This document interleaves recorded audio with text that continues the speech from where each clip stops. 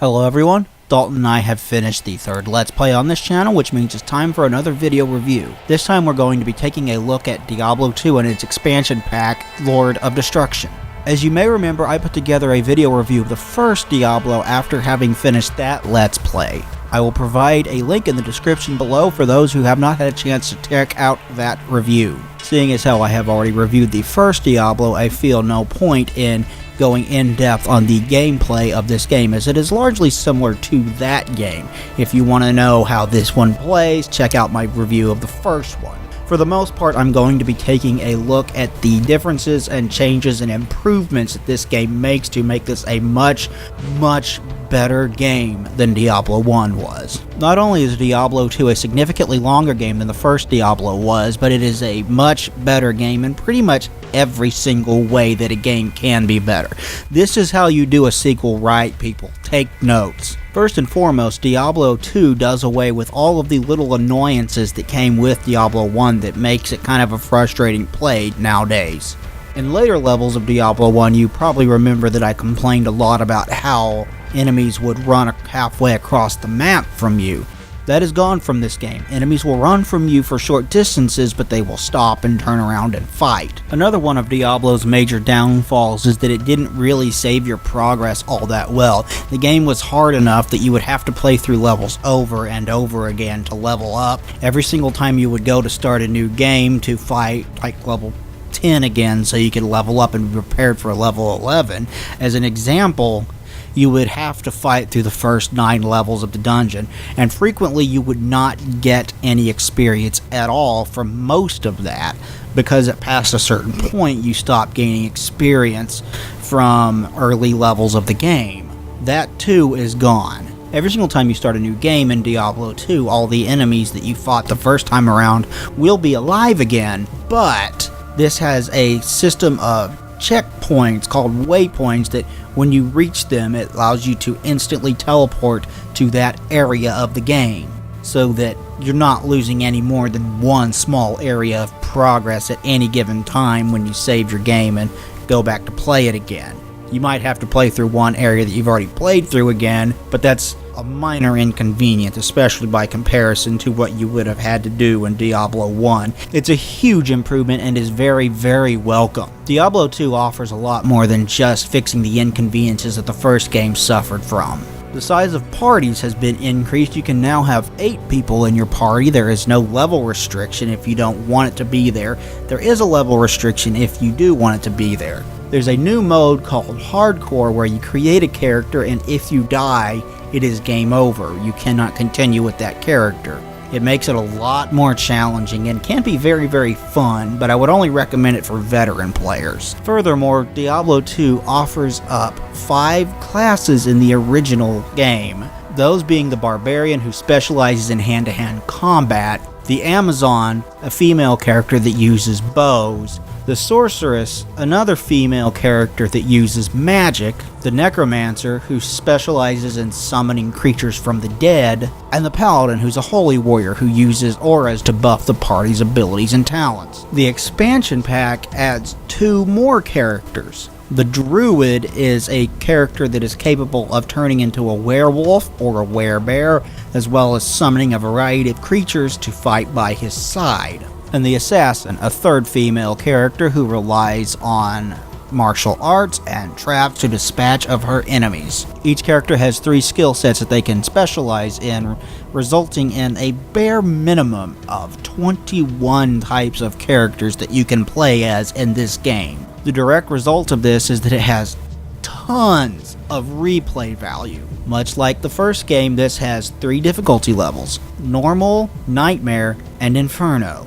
Normal is the easiest one, it's the standard one. If you beat that, you can play on Nightmare. If you beat that, you can play on Infernos. So you can beat the game 3 times to get the highest ranking title in it. The first Diablo offered up story by having a cutscene at the beginning of the game, a cutscene at the end of the game, and a bunch of dialogue boxes in between then that kind of filled in a bunch of blanks about the various quests that you were doing. This game still uses the dialogue boxes to fill you in on quests, and you can still ask everybody in town about each individual quest should you choose to do so. But it does employ a 4-act structure, or 5-act if you happen to have the expansion pack. Because of this new structuring, you get a cutscene between each act as well as an ending to the game as it originally stood with Diablo II, an intro to the expansion pack, and an ending to the expansion pack. Quite a bit more story than the original had, but it is still not the focus of the game. The focus of this game is to kill enemies and loot their corpses and grow stronger and level up and explore. Because of the 5-act structure this game employs, it takes you to a lot more types of environments than the original game did. This really helps to ease up on the repetitiveness that the first game was, despite the fact that this is a longer game. There are even multiple environment types per act, which is a welcome addition as well. As is expected, this game offers a whole lot more item variety. It offers new types of weapons as well as new types of shields and new types of armor. You have gloves in this game as well as boots both. It all leads to better customization of your character and how you deck him out and what you make him wear and use in battle. Because of the multiple act structure this game uses, it has a lot more characters that you interact with throughout the game. So you're just not talking to the exact same people over and over and over and over again for the entire length of the game. There is one returning character in this game, and you'll be happy when you run across him because it'll be a familiar face from the first game. So look forward to that. You'll find him in Act 1. One of the biggest and most useful additions to this game is the Herodric Cube. You get this cube in the second act of the game, and it lets you take items, stick them in the cube, and transmute them to create other items. For instance, if you happen to have 3 chipped rubies, you stick them in it and it'll create a flawed ruby. 3 flawed rubies creates a normal ruby. 3 normal rubies creates a flawless ruby, and 3 flawless rubies creates a perfect ruby. Speaking of rubies, that's another new type of item called gems, and you use gems in items that are socketed. And socketed items are items that you can add magic powers to by adding gems to them, or runes. And rune words are another interesting item that were introduced in Diablo II Lord of Destruction, where you get these magic rocks that have words engraved on them, and you stick them in socketed items in specific orders to create rune words to create a much more powerful item. There are a lot of good rune combinations, and I would recommend looking into them if you start collecting runes when you play this game. Anyway, you add gems or runes to your socketed items to make a more powerful item. The most useful of these, in my opinion, is adding diamonds to a shield, because that will give you a lot of resistance. Another great addition to this game are the companions. Companions are characters that you can purchase in the game or are given to you as quest items, and they travel with you and fight monsters with you. They level up as you level up. They get more powerful, and you can even equip them with items. Originally, they could not be taken from act to act, but in later patches, they were able to be taken from one act to the next.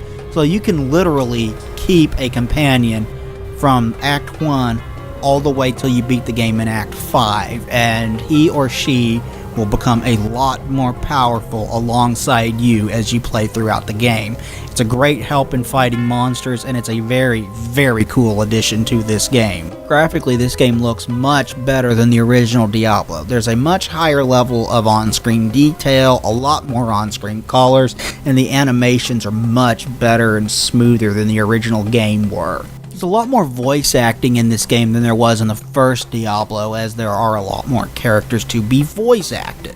None of the voice acting is bad, but it's not amazing either. It's passable. It's not something you're going to come away from the game complaining about. On the music front, you get the same type of highly atmospheric music that the first game had, only this time there's a lot more of it, which is very fitting since this is a much larger and longer game than the original Diablo was. This game also offers up a much wider variety of monster noises than the first game did, which really also helps to deal with the monotony of pointing and clicking and killing throughout 20 to 25 hours of gameplay. Diablo 2 is a very fun game by yourself, and a much more fun game if you happen to be playing with one or more friends.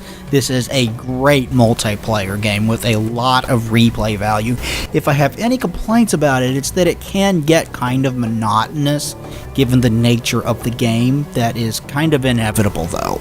If you happen to like exploration or character building or looting and killing lots and lots of enemies, or if you happen to enjoy a game that has a good and deep backstory to it, even if the story itself is not that great or particularly well told, there is a ton of backstory here, then this is the game for you. Definitely pick this one up and check it out. This has my highest recommendation.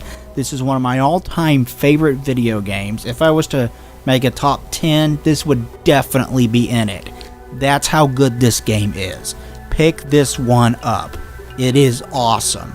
Thank you everybody for watching. Please like, comment, and subscribe down below. It would be greatly appreciated. Please check out my original Diablo review. There is a link in the description below. Also, please check out my Diablo 2 Let's Play. I will provide a link to the first episode below. Early episodes of that Let's Play are kind of tough to get through, but take my word for it, it does get better. Thanks everybody, bye.